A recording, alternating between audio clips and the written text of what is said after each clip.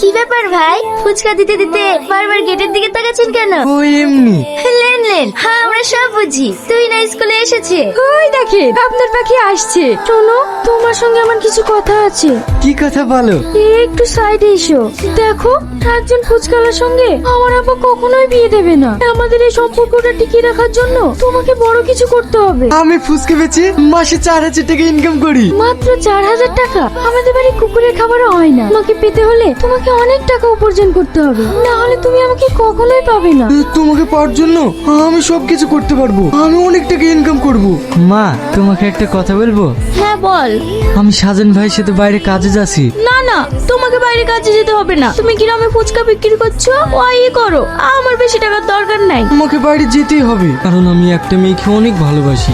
অনেক বড় লোক। আমি যদি ইনকাম না করি তাহলে ওরা কখনোই আমার সাথে বিয়ে দেবে না।